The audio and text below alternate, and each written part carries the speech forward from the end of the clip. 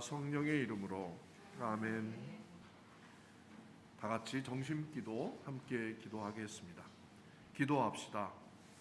전능하신 하느님, 주님께서는 모든 사람의 마음과 소원을 다 아시며 은밀한 것이라도 모르시는 바 없사오니 성령의 감화하심으로 우리 마음의 온갖 생각을 정결하게 하시어 주님을 진심으로 사랑하고 주님의 거룩하신 이름을 공경하여 찬송하게 하소서.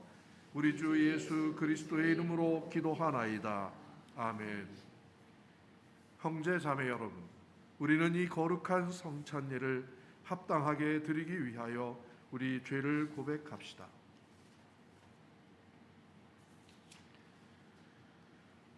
자비하신 하느님, 우리는 생각과 말과 행실로 주님과 이웃에게 죄를 지었으며 또한 자주 의무를 소홀히 하였나이다. 주여, 우리 죄를 용서하시고 우리로 하여금 예수 그리스도 안에서 새로워지게 하소서. 진실로 죄를 고백하는 모든 사람을 용서하시는 전능하신 하느님께서 여러분을 불쌍히 여기시어 예수 그리스도의 공로로 모든 죄를 용서하시고 선행할 힘을 주시어 영원한 생명을 얻게 하소서. 아멘. 주여, 우리를 불쌍히 여기소서. 주여, 우리를 불쌍히 여기소서. 그리스도여, 우리를 불쌍히 여기소서. 그리스도여, 우리를 불쌍히 여기소서. 주여, 우리를 불쌍히 여기소서. 주여, 우리를 불쌍히 여기소서. 하늘 높은 곳에는 하느님께 영광, 땅에서는 그가 사랑하시는 사람들에게 평화. 주 하느님, 하늘의 임금이여, 전능하신 하느님 성부여, 주를 경배하오며 주께 감사하오며 주의 영광을 찬미하나이다. 주 예수 그리스도 성부의 외아들이여, 주 하느님, 하느님의 어린 양이여, 세상의 죄를 없애시는 주여, 우리를 불쌍히 여기소서. 성부 오른편에 앉아 계시는 주여, 우리의 기도를 들어주소서. 하느님 성부의 영광 아래 성령과 함께 예수 그리스도 홀로 거룩하시고 홀로 주님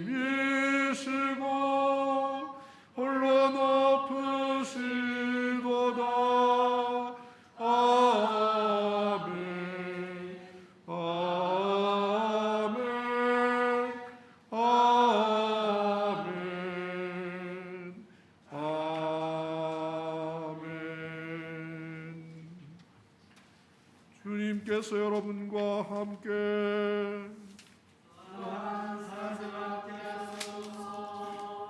기도합시다.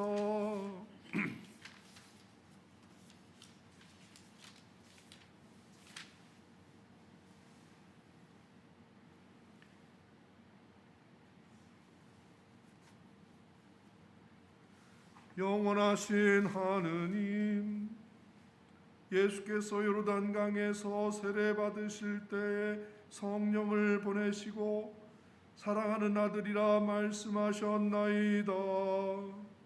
비오니 주님의 이름으로 세례 받은 우리도 세례의 언약을 굳게 지키며 하느님의 자녀로 살아가게 하소서. 성부와 성령과 함께 한 분 하느님이신 우리 주 예수 그리스도의 이름으로 기도하나이다.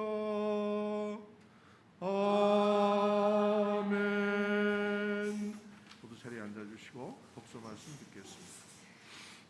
제1독서의 말씀은 여호와께서 이스라엘을 대타하신다는 말씀입니다. 성경 1독서의 말씀은 이사야서 43장 1절에서 7절까지의 말씀입니다. 그러나 이제 야훼께서 말씀하신다. 야곱아, 너를 창조하신 야훼의 말씀이시다. 이스라엘아, 너를 빚어 만드신 야훼의 말씀이시다. 두려워하지 마라. 내가 너를 건져주지 않았느냐. 내가 너를 지명하여 불렀으니 너는 내 사람이다. 내가 물결을 헤치고 건너갈 때 내가 너를 보살피리니 그 강물이 너를 휩쓸어 가지 못하리라. 내가 불 속을 걸어가더라도 그 불길에 너는 그을릴지도 타버리지도 아니하리라. 나 야훼가 너의 하나님이다. 이스라엘의 거룩한 자, 내가 너를 구원하는 자다. 이집트를 두고 너를 되찾았고 에티오피아와 스바를 주고 너를 찾아왔다. 너는 눈에 넣어도 아프지 않을 나의 귀염둥이, 나의 사랑이다. 그러니 어찌 해안 지방을 주고라도 너를 찾지 않으며 부족들을 내주고라도 너의 목숨을 건져내지 않으랴. 두려워하지 마라. 내가 너를 보살펴 준다. 내가 해 뜨는 곳에서 너의 종족을 데려오고 해 지는 곳에서도 너를 모아오리라. 내가 북쪽을 향해서도 외치리라. 그들을 어서 내놓아라. 남쪽을 향해서도 외치리라. 그들을 잡아두지 마라. 아무리 먼 데에서라도 나의 아들들을 데려오너라. 땅끝에서라도 나의 딸들을 데려오너라. 그들은 내 백성이라고 불리는 것들, 나의 영광을 빛내려고 창조한 내 백성, 내 손으로 빚어 만든 나의 백성이다. 이것은 주님의 말씀입니다.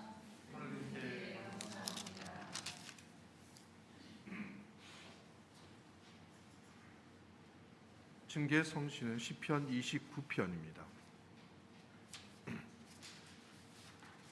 하느님을 모시는 자들아, 주님께 돌려드려라. 영광과 권능을 주님께 돌려드려라. 그 이름이 지니는 영광 주님께 돌려드려라. 거룩한 빛 두르신 주님께 머리를 조아려라. 주님의 목소리가 바다 위에 울려 퍼진다. 영광의 하느님께서 천둥 소리로 말씀하신다. 주께서 바닷물 위에 나타나신다. 그 목소리는 힘차시고 그 목소리는 자검하시다. 주님의 목소리에 송백이 쪼개지고 레바논의 송백이 갈라진다. 레바논 산이 송아지처럼 뛰고 시련 산이 들 송아지처럼 뛰게 하신다. 주님의 목소리에 불꽃이 튕기고 광야가 흔들거린다. 주 앞에서 카데스 광야가 흔들린다. 주님의 목소리에 상수리 나무들이 뒤틀리고 숲들은 벌거숭이가 된다. 모두 주님의 성전에 모여 한결같이 그 영광을 기린다. 주께서 거센 물결 위에 옵자를 잡으시고 영원히 왕위를 차지하셨다. 주님의 백성들아, 그에게서 새 힘을 얻고 복을 받아 평화를 누리어라. 영광이 성부와 성자와 성령께 전과 같이 지금도 그리고 영원히 아멘.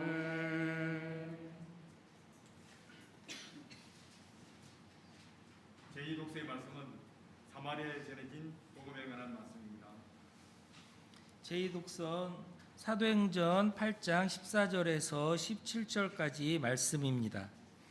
예루살렘에 있는 사도들은 사마리아 사람들이 하나님의 말씀을 받아들였다는 말을 듣고 베드로와 요한을 그리로 보냈다. 베드로와 요한은 그리로 내려가서 사마리아 사람들이 성령을 받도록 기도하였다. 그들은 주 예수의 이름으로 세례는 받았지만 아직 성령은 받지 못했던 것이다. 베드로와 요한이 그들에게 손을 얹자 그들도 성령을 받게 되었다. 이것은 주님의 말씀입니다.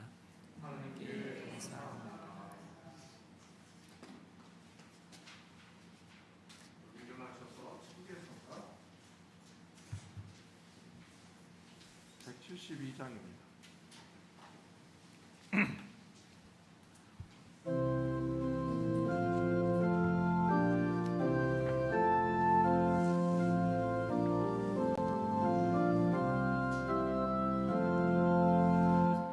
가장 귀한 베들레헴 어느 곳에 비할까. 하느님이 우리 위해 태어나신 곳일세. 햇살보다 고운 저 별 주님 탄생하였고 이 땅에서 예언대로 사람 되어 오셨네. 주님께서 여러분과 함께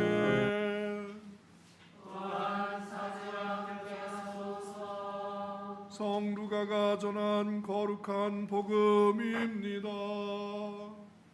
주님께 영광을 드립니다. 백성들은 그리스도를 기다리고 있던 터였으므로 요한을 보고 모두들 속으로 그가 혹시 그리스도가 아닐까 하고 생각하였다. 그러나 요한은 모든 사람에게 이렇게 말하였다.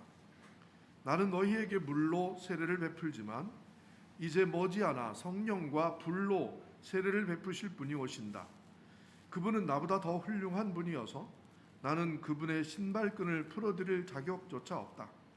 그분은 손에 키를 들고 타작마당의 곡식을 깨끗이 가려 알곡은 모아 곳간에 들이고 쭉정이는 꺼지지 않는 불에 태우실 것이다. 사람들이 모두 세례를 받고 있을 때에도 예수께서도 세례를 받으시고 기도를 하고 계셨는데 호련히 하늘이 열리며 성령이 비둘기 형상으로 그에게 내려오셨다. 그리고 하늘에서는 너는 내가 사랑하는 아들, 내 마음에 드는 아들이다 하는 소리가 들려왔다. 주님의 말씀입니다. 그리스도를 찬미합니다. 성부와 성자와 성령의 이름으로 말씀드립니다. 아멘.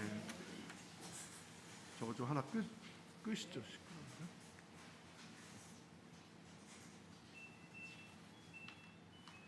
네, 오늘은 주의 세례 축일이라고 하는 주일입니다. 이게 1월 달이 되면 제일 처음에 1월 이르는 주의 예수의 거룩한 이름 1월 1일이, 그리고 공현주일 1월 6일이 공현일이기 때문에 그 뒤에 오는 주가 주의 세례 축일입니다. 주님께서 세례를 받으신 주일을 1월 초에 우리가 주일에 그런 이름을 붙여서 기념하는 이유는 세례라고 하는 것에 대한 중요한 강조를 하는 것입니다. 특별히 이제 요한의 세례 때에 예수님께서 세례를 받으신 이 장면은 1년에도 여러 번 있습니다. 근데 오늘 특별히 이제 주의 세례 축일에는 세례라고 하는 것이 무엇인지에 대해서 우리가 한번 생각해 볼 필요가 있는 그런 때입니다.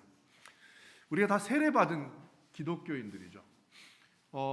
우리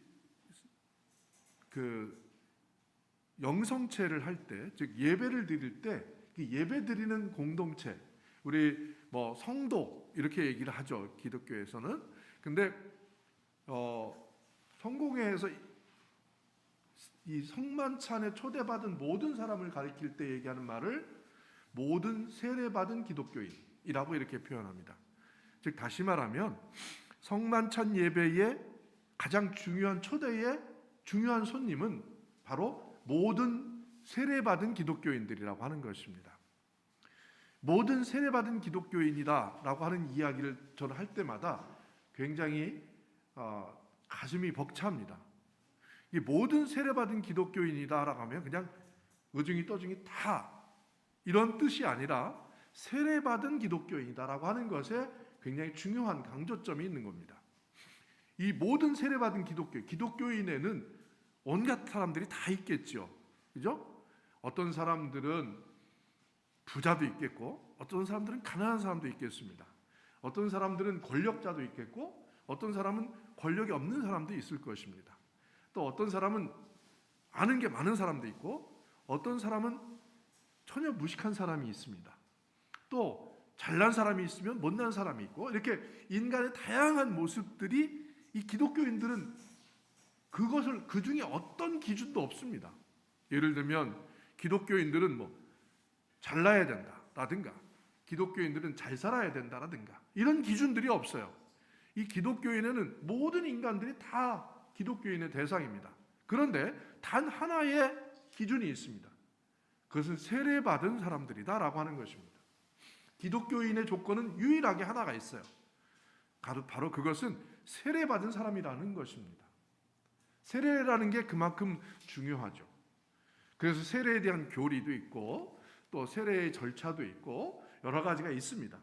근데 제가 세례의 중요성을 교리 때문에, 세례받으면 구원받은 거기 때문에 중요하다라든가, 죄를 씻음 받았기 때문에 중요하다든가, 이런 게 교리잖아요.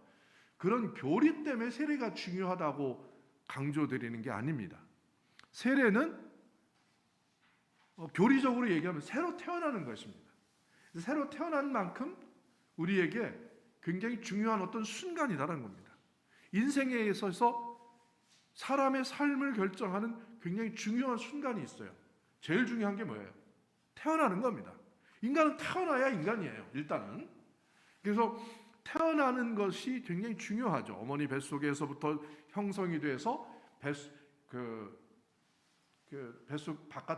바깥으로 나오는 데까지 그 과정 모두가 다 출산의 탄생의 과정입니다. 이런 인간은 탄생을 하는 그 순간부터 굉장히 중요하기 때문에 탄생하는 건 굉장히 중요하죠. 그렇기 때문에 우리가 생일을 굉장히 생일 축하하고, 생일날 너는 왜 태어났니? 이렇게 이야기하는 것은 악마나 짓이죠. 물론 모든 사람은 생일에 굉장히 축하를 해줍니다. 그 생일이 그만큼 중요하다는 거예요. 그런데 모든 사람이 다 태어납니다. 근데 태어난 이후에 자기의 삶이 어떤 삶이다 라고 하는 결정짓는 그런 중요한 사건이 있습니다. 예를 들면 나는 결혼을 한번 잘해서 내 인생은 튀었다 라든가, 또 나는 내가 막 악착같이 돈을 모아서 나는 돈을 모았다, 이렇게 자기 인생을 결정짓게 하는 여러 가지 그 사건들이 있죠. 근데 기독교인들은 바로 세례받은 사건이 그 사람을 결정짓는 가장 중요한 사건이 됐다라고 하는 것입니다. 세례가 왜 그렇게 중요한데, 예수님이 받은 세례도 우리가 성경에서 읽으며 나도 똑같이 예수님의 세례를 받았을까, 이런 것입니다. 우선 예수님이 받은 세례는 세례 요한이 주는 그 요단강에서 물로 씻는 예식, 회개의 세례를 참여했습니다. 근데 예수님이 받은 세례는 굉장히 특별했어요. 다른 사람들과 함께 다 같이 요단강에서 그 요한의 세례를 받으셨는데, 거기에서 예수님의 세례는 하늘이 호련히 열리며 하늘에서 음성이 들렸다고 합니다. 이는 내 사랑하는 아들, 내 마음에 드는 아들이다, 이런 말씀이 들렸다는 것입니다. 요한은 그런 것을 생각하고 세례를 베푼 게 아니죠. 요한은 개혁하려고 세례를 했습니다. 쇄신하려고 세례를 베풀었습니다. 우리가 살다 보면 교회 이따위 이렇게 돼서는 안 되겠다, 한번 고쳐보자, 그래가지고 이런 프로그램도 하고 저런 프로그램도 하고 이렇게 합니다. 또 자기가 살아갈 때 나 이렇게 살면 안 되겠어 하고 마음도 굳게 먹고, 나 담배 끊을 거야, 또 나는 이제 더 이상 술을 안 마셔, 또 나는 이렇게 살겠어 라고 여러 가지 작심을 하죠. 요즘엔 작심 삼일을 얘기하는 주간이죠. 근데 이제 작심한 게 많을 겁니다, 새해 초에는.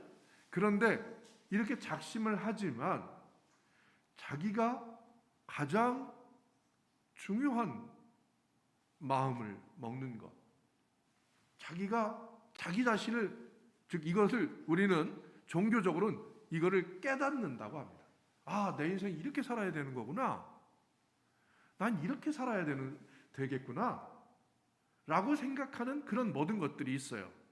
근데 대부분 사람들은 다 이 얘기를 해보니까 난 그렇게 절대 안 살아, 내가 전업하고 상종을 하는 바라 나는 이 짓은 절대 안 해, 이런 것이 다 맘먹는 거예요. 그죠? 나는 뭘 해보니까 안 되겠더라, 나 이렇게 보니까 안 돼, 이런 거죠.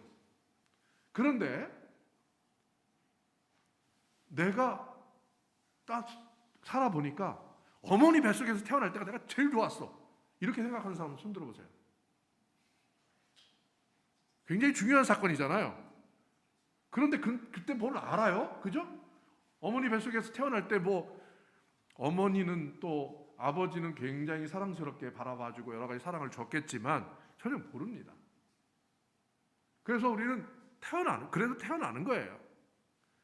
그때의 기억이 없고 그때를 내가 태어날 때 이랬구나 이렇게 생각하는 사람이 없어요.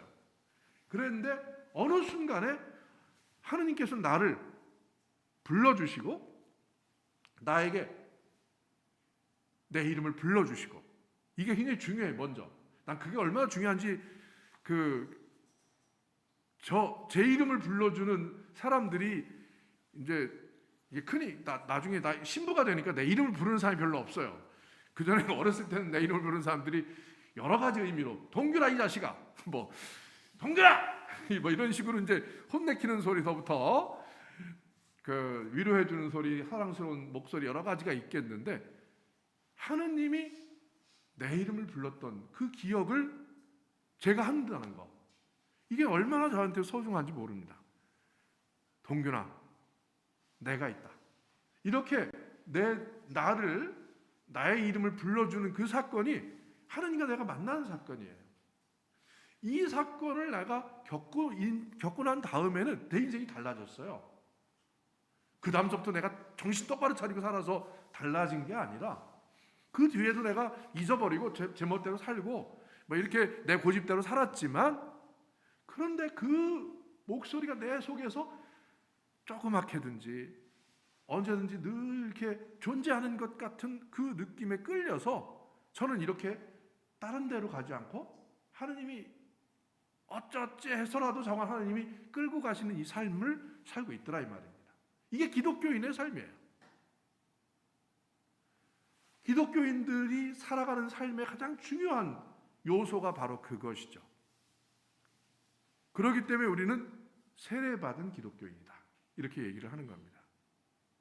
기독교인이 됐더니 여러 가지 간증들을 많이 하시는 것을 보니까 굉장히 훌륭한 기독교인들도 많아요. 근데 저는 그저 동균아라고 이름을 불러주시는 그 하나님의 목소리를 제가 기억하고 있고, 그 목소리가 영원히 잊혀지지 않아서 다른 데로 못 가고, 어떨 때는 이제 요모냥 요꼴로라고 하는 이야기를 앞에 붙이지만, 근데 뭐 요모냥 요꼴이 어때서요? 그죠? 하느님 앞에서 내가 떠나지 않고 하느님의 품에서 산다는 그 모습이 있어요. 이걸 뭐라고 뭐 나같이 살아라 이렇게 얘기할 수는 없어요. 그러나 나한테는 그 기억이 있습니다. 예수님에게 준 세례의 사건은 바로 그것이었어요. 요한은 정의를 부르짖는 사람이었습니다. 저는 요한 같은 사람이 되고 싶었어요. 어려서부터 제가 신부가 되겠다고 마음을 처음에 먹은 거는 바로 요한 같은 사람 때문이 되고 닮고 싶어서였던 것 같아요. 그때 80년도에 그때 계엄령 때죠. 도망 다니는 어떤 사람을 신부님이 보호해줬어요. 원주교구의 어떤 신부님이 보호해줘서 그것이 들통이 나서 그 신부님도 함께 감옥살이를 했습니다. 그 주교님도 함께 그것 때문에 모진 고초를 겪으셨어요. 그때 제가 고등학교 졸업하고 입학하기 전이었어요. 대학에 입학하기 전에 그 뉴스를 들었을 때 저한테 나 저렇게 살고 싶다라고 하는 생각이 들었어요. 근데 뭐 그때 내가 신부가 되겠다 이런 생각은 없었지만 저렇게 생각하고 싶다라고 하는 그 마음이 결국엔 신부가 되는데 그런 마음이 돼서 이렇게 됐는데, 근데 예수님이 나를 그럼 언제 부르셨을까? 라고 이렇게 생각을 해봤는데, 그거는 세례 요한과 같은 생각이었어요. 뭔가 울부짖고 올바로 고쳐보고 뭐 내 주장을 한번 해보고 이런 광야의 울부짖는 소리 이런 것들을 한번 질러보고 싶어서, 이런 거 다 있잖아요. 이게 자기 한풀이죠. 사실은 우리 기독교인들도 자기 한풀이를 기도로 생각하시는 분들이 좀 있더라고요. 기도 때 좀 와가지고 제가 이제 기도 지도를 해보고 기도에 대한 이야기들을 상담을 해보고 하다 보면 조용히 자기 자신을 돌아보고 그러다 보면 하느님과 내가 어떻게 만났던가 이런 것들을 이제 찾아보라고 이렇게 하는 기도를 하면 어떤 사람들이 그래요. 개가 안 나서 기도 못 하겠습니다. 이게 8박 9일 정도를 그렇게 침묵하고 기도를 하는 건데 한 2박 3일쯤 됐으면 그렇게 해요. 나 그냥 신나게 한번 주님 목소리를 주님 부르면서 한번 시원하게 기도를 해보고 싶다는 거예요. 하세요. 그렇게 시원하게 기도를 해보고 싶은 그런 욕구들이 다 있어요. 이런 것들이 다 사실은 내 가슴에 한번 내가 하고 싶은 대로 한번 해보겠다는 생각이에요. 그러나 기도의 본질은 그게 아니에요. 기독교인의 본질도 그런 것에 있는 게 아니더라는 겁니다. 이 세례를 통해서 우리가 예수님한테 어떤 위로를 받을 수 있을까? 나는 어떤 모양으로 돌아갈 수 있는 고향, 내 마음의 그 원초적 고향은 어디에 있을까라고 하는 것들을 기억할 때 세례 그 사건이 우리를 기억나게 하는 것입니다. 그래서 예수님은 니고데모라고 하는 아주 나이 많은 율법학자죠. 학자예요. 지혜가 있고 나이가 많죠. 그 사람이 밤에 찾아왔을 때 그 사람이 그런 질문을 했어요. 어떻게 해야 이 늙은 죄가 다시 태어난다는 얘기입니까? 그러니까 예수님이 물과 성령으로 건너지 않으면 아무도 하느님 나라에 갈 수가 없다. 이렇게 말씀하셨어요. 이 물과 성령으로 거듭나는 것, 이것이 세례입니다. 우리는 물이라고 하는 것이 그 존재, 우리 육체적 존재에도 굉장히 중요합니다. 근데 그만큼 실제 물이 우리에게 중요하기도 하지만 세례받을 때 물을 사용하는 그 이유가, 물이라고 하는 것은 우리를 육체적 생명을 유지하게 해주는 굉장히 중요한 물질적 생명의 상징이에요. 우리는 물질로 되어 있잖아요. 세포, 이런 육체적 물질로 되어 있잖아요. 여기에 성령으로 거듭나지 않으면 우리는 살아서 아무도 하나님 나라에 볼 수가 없다, 이런 얘기를 예수님께서 하신 거죠. 세례는 우리가 살아서 하나님께 얼마나 많은 사랑을 받고 나의 존재가 하느님의 사랑의 출발에부터, 하느님의 사랑으로부터 출발했다 라고 하는 것을 알게 해주는 사건이 세례입니다. 오늘 이사야서 43장 1절부터 7절을 읽었습니다. 아주 굉장히 많은, 이걸 놓고 기도도 많이 하고 저도 아주 좋아하는 성경 구절입니다. 제가 늘 기도할 때 이 구절로 돌아와서 기도합니다. 야곱아, 내가 너를 창조했다. 이스라엘아, 내가 너를 빚어냈다. 이렇게 시작하는 이야기입니다. 이름을 부르고, 야곱이라고 하는 이름을 이스라엘로 고쳐 부르고, 그 이름을 통해서 바로 내가 너를 어떻게 창조했는지 그것을 근본으로 불러내고, 그리고 나서 그건 기억할 수 없죠. 하나님의 창조의 순간이니까. 그런데 그때서부터 지금까지 이 인생을 빚어낸, 인생을 이렇게, 내 인생이 이렇게 굴르기도 하고 저렇게 굴르기도 하면서 어떻게 빚어졌는지를 하나님께서 말씀해 주십니다. 내가 너를 불러서 물 속에서도 너를 빠뜨리지 않고 불을 지나면서도 끌리지도 않게 너를 보호했다. 내가 너를 지금까지 만들기 위해서 에티오피아를 주고 너를 사왔고, 스바를 주고라도 이집트를 주고 너를 사왔다, 이 얘기예요. 이건 역사에서 나오는 얘기잖아요. 이스라엘 역사에서 에티오피아와 스바와 이집트, 이게 다 그 이스라엘을 괴롭히던 주변 강대국들입니다. 근데 이 주변 강대국들의 운명 가운데서 너를 거기서 끄집어냈다, 이 얘기는 이스라엘 사람들 다 알아요. 그 사건을 떠올리기도 하지만 우리는 어떤 것을 떠올릴까?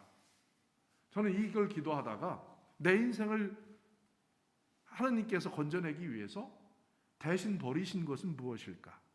이집트를 통째로 버리시면서라도 내가 너를 데려왔다, 이 얘기예요. 그 조그만 황량하고 아무것도 그 자원도 없고 그러한 이스라엘 땅에 그 손 한 줌도 안 되는 이스라엘 백성을 구출해내기 위해서, 거기가 뭐 젖과 꿀이 흐른다 뭐 이렇게 뻥을 쳐가면서 여기에 정착시키고 이쪽으로 불러내기 위해서 이집트에서의 그 화려한 삶도 버렸다. 내가 이집트에 가서 왕노릇 할 수 있고 이집트에 가서 신노릇 할 수 있지만 이 보잘것없는 유대인 백성의 신이 된 것은 바로 너를 구해내기 위하다, 이런 얘기예요.